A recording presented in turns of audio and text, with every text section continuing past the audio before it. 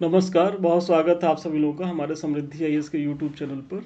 और कैसे हैं आप लोग, तैयारी कैसी चल रही है? आज का जो हमारा प्रश्न है वो जीएस के प्रश्न पत्र 2 से है। और इसमें हम बताएंगे कि भारतीय संविधान न्यायपालिका की स्वतंत्रता कैसे सुनिश्चित करता है। बहुत अच्छा प्रश्न है और इसी को देखेंगे। 8 अंक का है और इसमें हालांकि हम इतना पॉइंट देंगे कि आप चाहें तो 12 अंक में भी अगर ये पूछा जाए तो आप लिख सकते हैं। तो आइए देखते हैं आज का प्रश्न। देखिए, हर बार की तरह आप एक छोटा सा हम एक माइंड मैप बना रहे हैं कि इसमें क्या क्या पॉइंट जाएगा, क्योंकि आप लोग के मन में एक रहता है कि ना सर कि कैसे भूमिका में क्या करना है, निष्कर्ष में क्या करना है, या बीच का मतलब जो पार्ट है उसको कैसे कैसे किस किस पॉइंट में। तो देखिए, हम एक जो हमारा पहला पीपीटी है, अब ये हमारा प्रयास है कि हम इसके माध्यम से आपको जो है ये बताएं कि भूमिका में क्या है, निष्कर्ष में, और कौन कौन से महत्वपूर्ण इसमें पॉइंट जाएंगे। और इसी तरीके से आपको भी अपनी परीक्षा में एक माइंड मैप बनाना होता है, क्योंकि ऐसा तो है नहीं कि आप बिना माइंड मैप बनाए या जब आप प्रश्न पढ़ेंगे तो बिना देखे ही हल्का सा प्रश्न पढ़े और लिखना शुरू कर दिए। तो ये गलती मत करिएगा, प्रश्न ध्यान से पढ़िएगा। और जैसे हम यहाँ देखिए माइंड मैप बनाए हैं कि भूमिका हम लिखेंगे, तो इसमें जो की पॉइंट क्या है, तो की पॉइंट न्यायपालिका है। तो इसमें पहले तो हम न्यायपालिका के लिए, देखिए पेन नहीं चल रहा है इसमें, आप ऐसे समझिए कि न्यायपालिका के लिए पहले इसमें हम चर्चा करेंगे कितने शब्दों में, 30 से 35 शब्दों में। उसके बाद फिर न्यायपालिका की स्वतंत्रता के लिए संविधान में क्या प्रावधान किए गए हैं, तो उसमें कौन कौन से पॉइंट जाएंगे। तो सबसे पहला पॉइंट ये होगा कि न्यायपालिका का कार्यपालिका से पृथक्करण किया गया है। दूसरा पॉइंट इसमें जाएगा कि न्यायाधीशों की पृथक नियुक्ति प्रक्रिया का प्रावधान है। फिर इनके कार्यकाल की सुरक्षा है, इन्हें वित्तीय स्वतंत्रता दी गई है न्यायाधीशों को। फिर सेवानिवृत्ति के पश्चात रोजगार पर इनके प्रतिबंध लगाया गया है। और फिर संसद में चर्चा के विरुद्ध इन्हें संरक्षण, मतलब जो संसद में इनके अगर इन पे महाभियोग प्रस्ताव नहीं है तो इसके अलावा इन पे और किसी तरीके की चर्चा नहीं की जा सकती।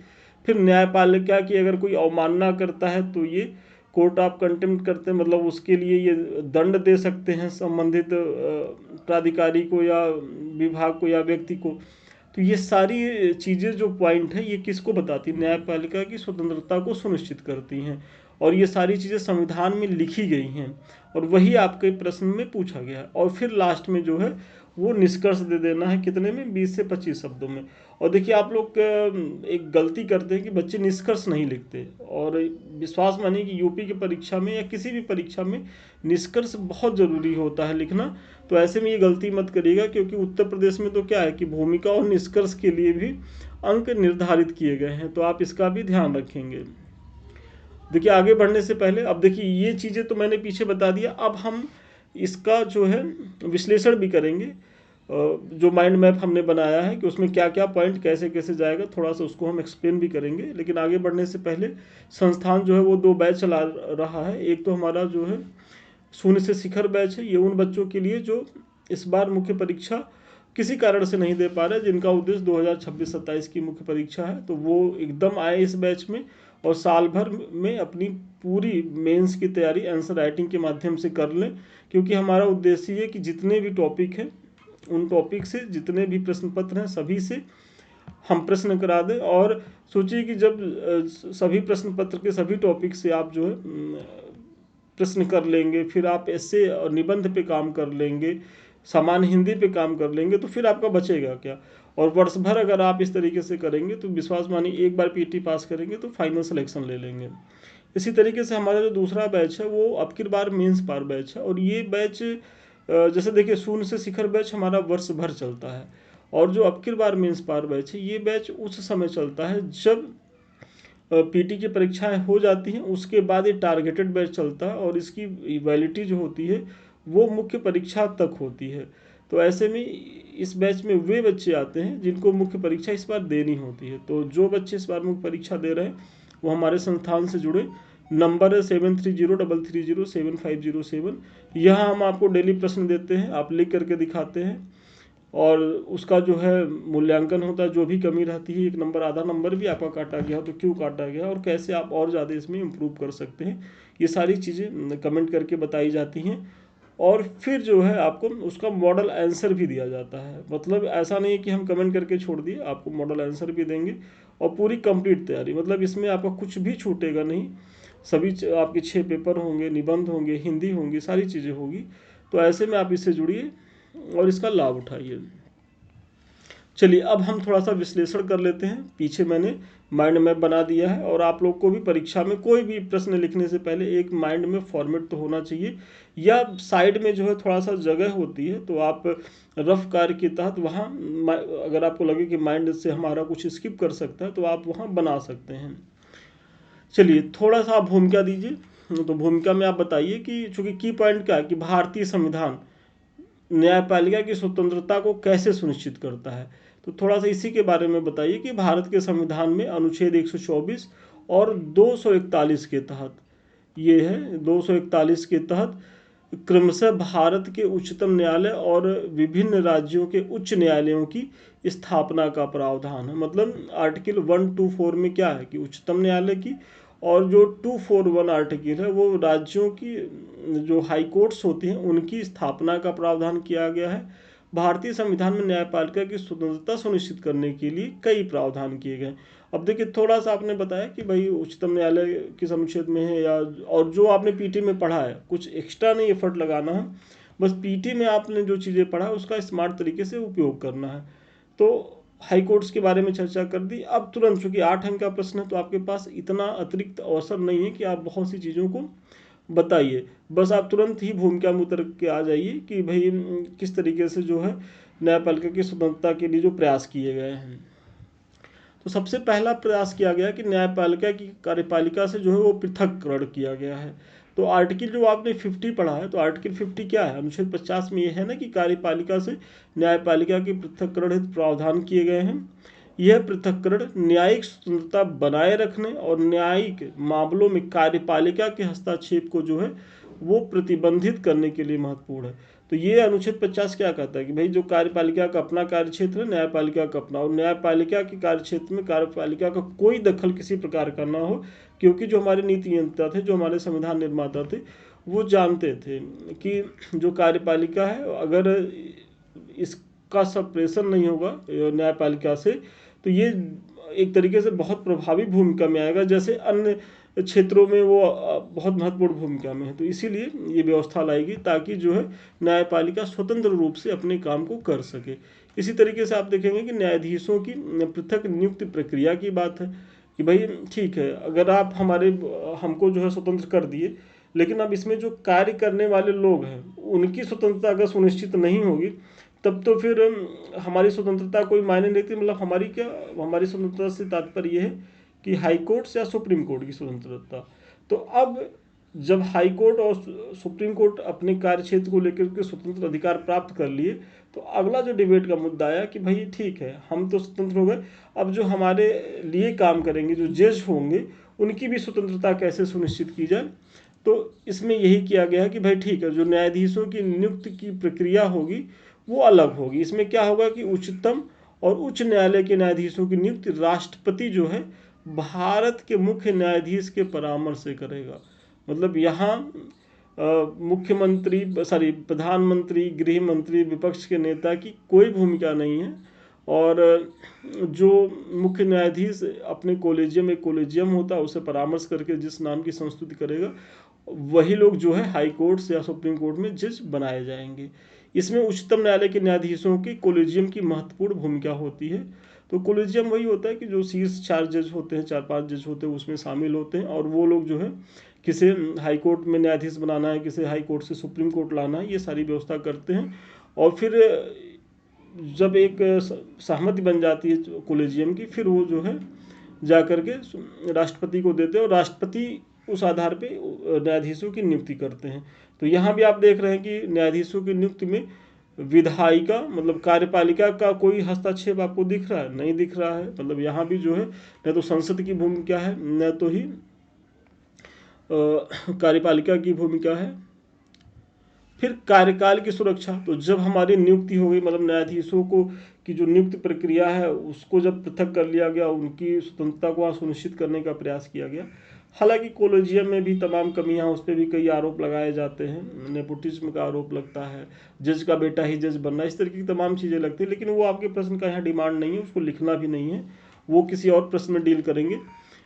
तो अब जज जब बन गए तो अब उनके कार्यकाल की सुरक्षा की बात है। तो संविधान जो नियंता थे वो इसके लिए भी प्रावधान करते हैं कि आर्टिकल 124 और 218 जो है क्रमशः उच्चतम न्यायालय और उच्च न्यायालय के न्यायाधीशों की हटाने की प्रक्रिया का प्रावधान करते हैं, और इन्हें संसद में महाभियोग प्रक्रिया के माध्यम से ही हटाया जा सकता है। मतलब कितनी बड़ी सुरक्षा इनके कार्यकाल को दी गई है न्यायाधीशों को, कि ऐसा नहीं है कि प्रधानमंत्री या राष्ट्रपति भले नियुक्ति करते हैं, लेकिन अगर वो भी मन बना ले कि हमको जो है हटाना, नहीं हटा पाएंगे, क्योंकि इनके हटाने की एकमात्र प्रक्रिया है वो महाभियोग। और महाभियोग की प्रक्रिया इतनी जटिल होती है कि आज तक आप देख रहे होंगे कोई भी न्यायाधीश महाभियोग की प्रक्रिया से हटाया ही नहीं जा सका है। तो ये आप समझिए इसको कि इनके कार्यकाल की कितनी तगड़ी सुरक्षा है। और 21 अनुच्छेद में है, देखिए आपको अपने प्रश्न में इसी तरीके से एफर्ट लगाना होगा, आपको इन अनुच्छेदों के बारे में चर्चा करनी होगी, आर्टिकल 124 और 218। फिर वित्तीय स्वतंत्रता, भाई अब कार्यकाल की सुरक्षा हो गई, हमारी नियुक्ति की सुरक्षा हो गई, अब वो सारी चीज़ें हैं, लेकिन सबसे जो ज़रूरी होता है पैसा। भाई बिना पैसा अब आप पता चले सब कुछ दे दीजिए और पैसे पे आप हम अपने ऊपर आश्रित कर लीजिए, जो कार्यपालिका वो अपने ऊपर आश्रित कर ले, तब ये लोग न्यायाधीश लोग क्या करेंगे। तो यहाँ भी सोचिए हमारे जो नीति नियंता हैं, जो संविधान निर्माता थे, कितने दूरदर्शी थे। तो यहाँ भी जो है इनकी वित्तीय स्वतंत्रता को भी सुनिश्चित किया गया है कि संविधान उच्चतम न्यायालय और उच्च न्यायालय के न्यायाधीशों के वेतन, पेंशन और भत्ते को सुरक्षित करके न्यायपालिका की वित्तीय स्वतंत्रता को सुनिश्चित करता है। मतलब ये सारी चीज़ें संचित निधि पे भारित होती हैं, मतलब स्टेट के या केंद्र के। और ऐसे में मतलब इनकी चीज़ों में कोई कटौती जो है विधायिका कार्यपालिका नहीं कर सकती है। तो वित्तीय स्वतंत्रता भी इन्हें प्राप्त हुआ। फिर सेवानिवृत्ति के पश्चात रोजगार पर इनके प्रतिबंध लगाया गया है। तो भविष्य में हितों के किसी भी टकराव को रोकने के लिए, निर्णय में निष्पक्षता बनाए रखने के लिए भारतीय संविधान उच्चतम न्यायालय के न्यायाधीशों को सेवानिवृत्ति के बाद भारत के अंदर किसी भी न्यायालय में वकालत या कार्य करने से प्रतिबंधित किया गया है। और इसी प्रकार उच्च न्यायालय के जो न्यायाधीश हैं वो केवल उच्चतम न्यायालय या अन्य उच्च न्यायालय में कार्य कर सकते हैं। सुप्रीम कोर्ट के जो न्यायाधीश हैं उन्हें तो पूरी तरीके से प्रतिबंधित कर दिया गया है। और जो हाई कोर्ट्स के न्यायाधीश हैं तो वो रिटायर होने के बाद जहां वो जज रहे हैं वहां तो वो वकालत नहीं कर सकते, वो अन्य हाई कोर्ट्स में या सुप्रीम कोर्ट में वकालत कर सकते हैं। तो इस तरीके की चीज़ें दी गई है ताकि जो न्यायाधीश हों वो किसी लाभ लोभ से मतलब उनको प्रभावित ना किया जा सके और वो अपना फैसला जो है निष्पक्ष तरीके से दे सके। तो आप इस पे भी आप एक पॉइंट दिखा सकते हैं। फिर संसद में चर्चा के विरुद्ध संरक्षण, जो मैंने पीछे पॉइंट में बताया है कि भाई ऐसा नहीं है कि आप देखते होंगे कि जिन न्यायाधीशों के ऊपर महाभियोग की प्रक्रिया शुरू होती है उसी पे जो है कोई भी चर्चा परिचर्चा संसद में हो जाए, नहीं तो संसद में न्यायाधीशों के आचरण को लेकर के किसी प्रकार की कोई भी चर्चा परिचर्चा नहीं की जा सकती। नहीं तो ये जो माननीय नेता लोग हैं, जिस तरीके से न्यायाधीश लोग इनकी खटिया खड़ी करते हैं, तो ये लोग भी संसद में बहुत कुछ कर सकते हैं, लेकिन ये बंधे हुए हैं। ये कोई भी स्टेटमेंट संसद में इस तरीके का नहीं दे सकते क्योंकि संविधान में लिखा गया है। और किस अनुच्छेद में, तो अनुच्छेद जो है अनुच्छेद 121 और अनुच्छेद 211 के तहत। देखिए अनुच्छेद 121 के तहत क्या है कि सुप्रीम कोर्ट में है, 211 के तहत क्या है, ये हाई कोर्ट में है। राज्य विधानमंडलों में न्यायाधीशों को हटाने के लिए राष्ट्रपति को संबोधित प्रस्ताव के अतिरिक्त न्यायाधीशों पर चर्चा करने से प्रतिबंधित किया गया। वही मतलब अगर न्यायाधीशों को हटाने संबंधित कोई भी चर्चा वहाँ प्रस्तावित है तो उस पर भले लोग अपना टीका टिप्पणी कर सकते हैं, अन्यथा किसी भी न्यायाधीश पे कोई भी टिप्पणी जो है वो माननीय संसद या विधानसभा नहीं कर सकती। फिर न्यायपालिका की अवमानना, जो अगला पॉइंट मैंने स्टार्टिंग में बताया था, तो इसको भी जान लें कि अनुच्छेद 129 के तहत सुप्रीम कोर्ट और 215 के तहत उच्च न्यायालय जो हाई कोर्ट्स होते हैं को अपने अधिकार की रक्षा करने तथा उनके आदर्शों और कार्रवाई के लिए अवमानना की शक्ति प्रदान की गई है। मतलब इसमें क्या करता है कि आर्टिकल 29 के तहत, 129 के तहत और आर्टिकल 215 के तहत सुप्रीम कोर्ट और हाई कोर्ट ये आदेश भी दे सकते हैं कि अगर उनके किसी भी आदेश को कोई भी व्यक्ति, संस्था या प्राधिकारी नहीं मान रहा है तो उसे जो है अपनी अवमानना का दोषी मानते हुए उसके खिलाफ जो है अनुशासनात्मक कार्रवाई वो कर सकते हैं। और इसका एक बड़ा भय रहता है। इसीलिए आप देखते होंगे कि जब कोर्ट्स में बड़े बड़े ब्यूरोक्रेट्स जाते हैं, नेता जाते हैं, तो उनकी घिघी बच जाती है।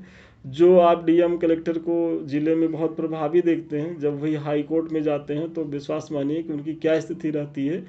आप इस समय तो तमाम वीडियो भी वायरल होता है, तो आप देखिए कि क्या स्थिति होती है फिर, कि मतलब कितने पावरफुल ये जज होते हैं। और लोकतंत्र की तो यही खूबसूरती है कि भाई सबको जो है मतलब किसी को एब्सोल्यूट पावर नहीं है, लेकिन जितना ज़रूरत है सबके पावर की जो है वो एक मतलब उसको प्रोटेक्ट भी किया गया है। ये नहीं है कि कोई किसी के पावर का, किसी के क्षेत्र का अतिक्रमण कर ले, चाहे कार्यपालिका हो, विधायिका हो या फिर अपनी न्यायपालिका हो। तो आपने पीछे सारी चीज़ों को देखा। अब एक छोटा सा निष्कर्ष दे दे कि निष्कर्षतः कहा जा सकता है कि संविधान में न्यायालयों की स्वतंत्रता के लिए कोई उल्लेखनीय प्रयास किए गए हैं, मतलब कई उल्लेखनीय प्रयास किए गए हैं, ताकि वे निष्पक्ष होकर जो है वो अपना कार्य कर सके। और यही कारण है कि आप देख रहे हो कि जो भी बहुत बड़े बड़े डिसीजन होते हैं वो हाई कोर्ट्स होती हैं या सुप्रीम कोर्ट्स होती है, बिना किसी प्रभाव में आए सुनाती रहती हैं। और इसीलिए जो है हमारी जो न्यायपालिका है वो आज भी एक आकर्षण का केंद्र होती है और लोगों का उस पर एक विश्वास होता है, वो इन्हीं सब चीज़ों की वजह से। अगर हमारे संविधान में उनकी स्वतंत्रता के लिए इस तरीके के प्रावधान नहीं किए गए होते तो जैसे अन्य देशों की स्थिति है न्यायपालिका की, वैसे ही कुछ हमारे यहाँ भी होती। तो ठीक है, आज के जो प्रश्न का उत्तर यहीं तक था और मुझे बड़ा भरोसा है कि इस प्रश्न के माध्यम से न केवल मैं आपको एक मॉडल आंसर दे पाया, बल्कि भूमिका कैसे लिखनी है, निष्कर्ष कैसे लिखना है, बीच का पार्ट कैसे लिखना है, इसके बारे में भी कुछ हम बता पाए होंगे। ये हमारे 2 बैच चल रहे हैं, इसके बारे में तो मैंने चर्चा कर ही दी है। तो आप लोग यदि अभी तक नहीं जुड़े तो इससे ज्वाइन करें, इसका लाभ उठाएं। और सबसे अंत में हमारा देखिए एक तो समृद्धि आईएएस का ऑफिशियल टेलीग्राम चैनल है। इससे तो आप लोग इसलिए जुड़िए क्योंकि ये चैनल बहुत ही बेनिफिशियल है। सबसे पहले संविधान बता रहे, हमारी संस्था जो है कोई भी न्यूज सूचना लाती है तो सबसे पहले यहीं दी जाती है, टेलीग्राम पे ही हमारे द्वारा। कोई भी प्रोग्राम आता है, कुछ भी आता है तो टेलीग्राम पे उसका लिंक दिया जाता है और जो हम पढ़ाते हैं उसका मॉडल आंसर तो एक समय के बाद यहाँ मिल ही जाता है। दूसरा हमारा यूट्यूब चैनल है समृद्धि आईएएस का, जिससे अभी हम आप रूबरू हैं, और एक हमारा चैनल है संदीप मिश्रा ऑफिशियल। तो ये सारे जो चैनल्स हैं ये आपके लिए बहुत ही उपयोगी हैं। तो अभी तक आप लोगों ने इन्हें सब्सक्राइब नहीं किया तो ज़रूर सब्सक्राइब करें। और अधिक जानकारी के लिए 7303075007 पे आप संपर्क कर सकते हैं।